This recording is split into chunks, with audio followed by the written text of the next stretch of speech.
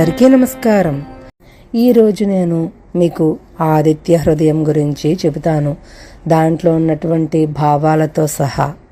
మొదటగా ఆదిత్య హృదయం స్తోత్రాలు చెప్పుకుని తరువాత ఆ స్తోత్ర భావం గురించి మనం విపులంగా తెలుసుకుందాం.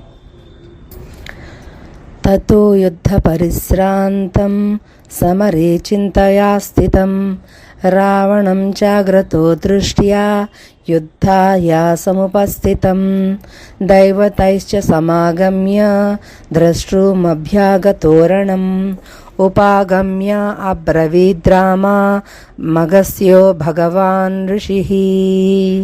అగస్త్యోవాచ రామ రామ మహాబాహో శృణు గుహ్యం సనాతనం येन सर्वा नरीन्वत्स समरे विजयष्यसि. आदित्य हृदयं पुण्यं सर्वशत्रुविनाशनं जयावहं जपे नित्यमक्षयं परमं शुभं सर्वमङ्गलमाङ्गल्यं सर्वपापप्रणाशनं चिन्ताशोकप्रशमन मायुर्मर्धनमुत्तमम्. रश्मिमन्तं समुद्यन्तं देवासुरनमस्कृतं पूजयस्व विवस्वन्तं भास्करं भुवनेश्वरं सर्वदेवात्मको हेष तेजस्वी रश्मिभावनः एष देवासुरगणान् लोकान् पाति गभस्तिभिः. एष ब्रह्मा च विष्णुश्च शिवस्कन्दः प्रजापतिः महेन्द्रो धनदः कालो यमः सोमो ह्यपाम्पति पितरो वसवस्साध्या ह्यसुनो मरुतो मनुः. वायुर्वह्निः प्रजाः प्राणा ऋतुकर्ता प्रभाकरः आदित्यः सविता सूर्यः खगः पूषा गभस्तिमान् सुवर्णसदृशो भानुः स्वर्णरेता दिवाकरः हरिदस्वसहस्रार्ची सप्तसप्तिर्मरीचिमान् तिमिरोन्मथशम्भु स्वस्था मार्ताण्ड अंशुमान् हिरण्यगर्भः शिशिरस्तपनो भास्करो रविः अग्निगर्भो अदितेः पुत्रशङ्खः शिशिरनाशनः व्योमनाथस्तमो भेदी ऋग्यजुस्सामपारगः घनवृष्टिरपां मित्रो विन्ध्यवीधिप्लवङ्गमः आतपी मण्डली मृत्युः पिङ्गलः सर्वतापनः रविर्विश्वो महातेजा रक्तसर्वभवोद्भवः नक्षत्रग्रहतारणा मधिपो विश्वभावनः तेजसामपि तेजस्वी द्वादशात्मन्नमोऽस्तु ते. नमः पूर्वाय गिरये पश्चिमायाद्रये नमः ज्योतिर्गणानां पतये दिनाधिपतये नमः जयाय जयभद्राय हर्यस्वाय नमो नमः. नमो नमः सहस्रांशो आदित्याय नमो नमः. नम उग्राय वीराय सारंगाय नमो नमः. नमः पद्मप्रबोधाय मार्ताण्डाय नमो नमः. ब्रह्मेशाना अच्युतेशाय सूर्याय आदित्यवर्चसे भास्वते सर्वभक्षाय रौद्राय वपुषे नमः. तमोघ्नाय हिमघ्नाय शत्रुघ्नघ्नाय मितात्मने कृतघ्नघ्नाय देवाय ज्योतिषां पतये नमः.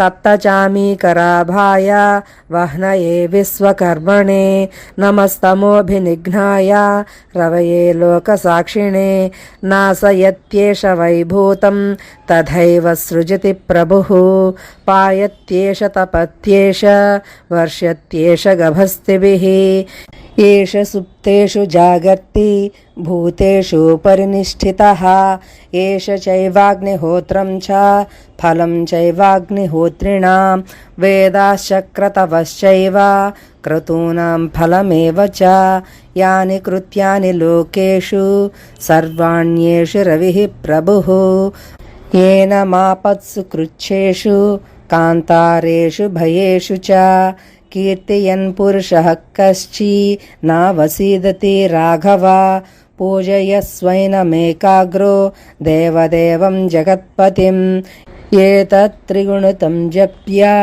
యుద్ధేషు విజయిష్యసి అస్మిన్ క్షణే మహాబాహో రావణం త్వం వధిష్యసి ఏవముక్త్యా తదాగస్త్యో జగామ చ యథాగతం ఏతచ్ఛ్రుత్వా మహాతేజ నష్టశోకో అభవత్తదా ధారయామాస సుప్రీతో రాఘవః ప్రయాతాత్మవాన్ ఆదిత్యం ప్రేక్ష్య జత్వా తు పరం హర్షామవాప్నువాన్ త్రిరాజమ్య శుచిర్భూత్వా ధనురాదాయ వీర్యవాన్ రావణం ప్రేక్ష్య హృష్టాత్మా యుద్ధాయ సముపాగమత్ సర్వయత్నేన మహతా వధే తస్య ధృతో అభవత్ అధరవిరవద నిర్రీక్ష్య రామం ముదితమనః పరమం ప్రహృష్యమాణః నిశిచరపతి సంశయ్యం విదిత్వా సురగణో మధ్యగత వచస్త్వరేతి.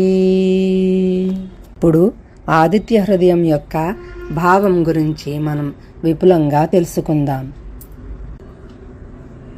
ఆనాటి యుద్ధానంతరము అలసి విశ్రాంతిలో ఉన్న రాముడు మరల రావునిపై యుద్ధము గురించి ఆలోచనలు కలిగి చింతలో ఉండగా ఇతర దేవతలతో కలిసి యుద్ధము తిలకిస్తున్న అగస్త్య మహాముని రాముని ఇలా సంబోధించాడు. ఏమనంటే, ఓ దశరథ కుమారా, గొప్ప బాహువుల కల రామా, ఈ రహస్యమును వినుము. దీని వలన నీకు ఈ యుద్ధములో విజయము కలుగునుగాక. ఈ ఆదిత్య హృదయము వల్లరా పుణ్యము శత్రునాశనము కలుగును. దీనిని పఠించుట వలన జయము శుభము శాశ్వత పరము కలుగును. ఈ ఆదిత్య హృదయం అత్యంత శుభకరమైనది, సంపూర్ణమైన సౌభాగ్యమును కలిగించుచున్నది అని అన్ని పాపములను నాశనము చేయునది. చింత, శోకము, ఒత్తిడి మొదలగు వాటిని తొలగించి ఆయుర్వృద్ధి కలిగించున్నది. పూర్తిగా ఉదయించి ప్రకాశుడైన దేవతలు రాక్షసులచే పూజింపబడిన తన ప్రకాశముచే లోకాన్ని ప్రకాశింపచేసే ఆ భువనేశ్వరుని పూజింపుము. సూర్యభగవానుడు సర్వదేవతలయందు కలవాడు, తేజస్వి, తన కిరణములచే లోకాన్ని ముందుకు నడిపేవాడు. తన శక్తితో దేవతలను, అసురులను, సమస్త లోక జీవరాశికి జీవము కలిగించి కాలచక్రాన్ని ముందుకు నడిపేవాడును. ఆ సూర్య భగవానుడే బ్రహ్మ, విష్ణు, శంకరుడు, సుబ్రహ్మణ్యుడు, ప్రజాపతి, ఇంద్రుడు, కుబేరుడు, కాలుడు, యముడు, సోముడు, వరుణుడు. ఆయనే పితరుడు, వసువు, సాధ్యుడు, అశ్విని దేవతలు, మరుత్తులు, మనువు, వాయువు, అగ్ని, ప్రాణము, ప్రభాకరుడు, 6 ఋతువులను కలిగించేవాడు. సూర్యభగవానుడు అతిథిపుత్రుడు, విశ్వకర్త, కార్యములకు ప్రేరణ కలిగించేవాడు. ఆకాశము వివిధ లోకముల యానము చేసేవాడు. స్థితికారకుడు, బంగారు కాంతితో ప్రకాశించేవాడు దినకరుడు. సూర్యభగవానుడు తన కిరణములతో ప్రకాశిస్తూ సర్వ వ్యాపకుడైన వాడు. ఆయన సప్తేంద్రియములకు మూలశక్తి, అంధకారమును పోగొట్టేవాడు, ఆనందాన్ని శుభాన్ని కలిగించేవాడు, సర్వక్లేశములు తొలగించి జీవ చైతన్యము నింపేవాడు. సూర్యభగవానుడు త్రిమూర్తుల రూపములో వ్యక్తమైన సనాతనుడు, దినమునకు కారకుడు, బ్రహ్మకు గురువు, అగ్నిగర్భుడు, అదితి పుత్రుడు, శంఖమును ధరించినవాడు, నీరసమును తొలగించి మానసిక ఉత్తేజమును కలిగించేవాడు. సూర్యభగవానుడు ఆకాశానికి అధిపతి, అంధకారాన్ని తొలగించేవాడు, సకల వేద పారంగుడు, కుబేరునికి వరునికి మిత్రుడు, వర్షకారకుడు. ఆయన వింధ్య పర్వతములు దాటి బ్రహ్మనాడిలో క్రీడిస్తున్నాడు. సూర్యభగవానుడు వృత్తాకారములో పచ్చని కాంతితో తీక్షణమైన కిరణములతో తాపమును కలిగించేవాడు, లయకారకుడు, విశ్వమంతా వ్యాపించి ఉన్నవాడు, మహాతేజము కలవాడు, రక్తవర్ణుడు, సమస్త చరాచర సృష్టి స్థితి లయకారకుడు. సూర్యభగవానుడు నక్షత్రములు వాటి సమూహములకు గ్రహములకు అధిపతి. విశ్వములో ప్రతి వస్తువుకు మూలము. తేజస్సు కలిగిన వారికి కూడా తేజస్సును కలిగించేవాడు. ద్వాదశాదిత్య రూపములో కనిపించే ఆ సూర్యునికి నమస్కరించుము. తూర్పున పడమరన ఉన్న పర్వతములకు నమస్కారములు. తారాగణములకు దినములకు అధిపతి అయిన సూర్యభగవానునికి నమస్కారములు. జయమును కలిగించే దాని వలన కలిగే సంపదను శుభంను కాపాడే సూర్యభగవానునికి నమస్కారములు. 1000 కిరణములు కలిగిన ఆదిత్యునికి నమస్కారములు. ఉగ్రుడు వీరుడు అమిత వేగముగా ప్రయాణించే సూర్యభగవానునికి నమస్కారములు. తన ఉదయముతో పద్మములను వికసింపజేసేవాడు మార్తాండు అంటే తీక్షణమైన తేజము కలవాడు ఆయన ఆదిత్యునికి నమస్కారములు. బ్రహ్మ విష్ణు మహేశ్వరులకు అధిపతి వర్చస్సు కలవాడు అయిన ఆ సూర్యునికి నమస్కారములు. ప్రకాశించేవాడు శక్తిమంతుడు అన్నిటినీ దహించేవాడు తీక్షణమైన రుద్ర రూపము కల ఆదిత్యునికి నమస్కారములు. సూర్యభగవానుడు అంధకారాన్ని తొలగించేవాడు, భయమును తొలగించేవాడు, శత్రు నాశనము చేసేవాడు, సర్వవ్యాప్తమైన ఆత్మస్వరూపుడు, కృతజ్ఞులకు నాశనము చేసేవాడు.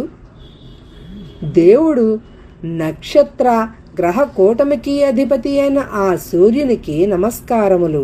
కరిగించిన బంగారము కాంతి కలవాడు, అగ్ని రూపుడు, సర్వజ్ఞాన ప్రకాశుడు, విశ్వకర్మ, అంధకారమును తొలగించేవాడు, రుచి లోకానికి సాక్షి అయిన సూర్యునికి నమస్కారములు. సమస్త సృష్టిని నాశనము చేసి మరల సృష్టించేవాడు, నీటిని ఆవిరి చేసి మరలా వర్షరూపములో మనకు ఇచ్చే ఆ గగనమండల అధిపతి అయిన సూర్యునికి నమస్కారములు. సూర్యభగవానుడు సుషుప్తావస్థలో అంటే నిద్రా సమయంలో ఉన్న జీవరాశి హృదయములో జాగ్రత్తావస్థలో ఉండేవాడు. అగ్నిహోత్రములోని అగ్ని మరియు ఆ అగ్నిహోత్ర ఫలము తానే అయినవాడు. సూర్యభగవానుడు వేదసారుడు, క్రతువులు వాటి ఫలము తానే అయినవాడు. ఈ సమస్త జగత్తులో అన్ని క్రియలకు కారణభూతుడు ప్రభువు ఆ సూర్యభగవానుడు మాత్రమే. రాఘవ, ఈ స్తోత్రమును ఆపద సమయములలో, బాధలు కష్టములు కలిగిన సమయంలో, దిక్కుతోచక ఉన్నప్పుడు, భీతితో ఉన్నప్పుడు పఠించటం వలన ధైర్యము స్థైర్యము కలుగును. రాఘవ, దేవదేవుడు జగత్పతి అయిన సూర్యభగవానుని ఏకాగ్ర చిత్తముతో పూజించుము. ఈ స్తోత్రమును 3 మార్లు పఠించటం వలన నీకు యుద్ధములో విజయము కలుగును.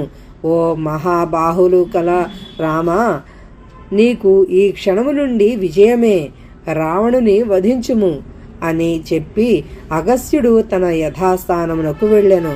ఇది విన్న రాముడు శోకమును విచారమును వీడి ప్రీతుడై ధైర్యం పొందెను. రాముడు సూర్యుని వైపు ఏకాగ్రతతో చూస్తూ ఈ స్తోత్రమును 3 సార్లు పఠించి సచ్చిదానందుడయ్యను. 3 మార్లు ఆచనము చేసి శుద్ధుడై ధనుర్బాణములు ధరించెను. రావణుడు యుద్ధమునకు వచ్చుట చూచి ధైర్యముతో రాముడు రావణుని సంహరించుటకు సమస్త శక్తులు ఒడ్డుటకు కృత నిశ్చయము చేసుకొనెను. అప్పుడు దేవతా సమూహముతో యుద్ధము తిలకించుచున్న సూర్యుడు రావణుని మరణ సమయము ఆసన్నమైనదని గ్రహించి తన వైపు చూస్తున్న రామునిపై సంతుష్టుడై ప్రసన్నమైన వదనముతో రామా, ముందుకు సాగుము అని పలికెను. ఇతి శ్రీ ఆదిత్య హృదయం సమాప్తం.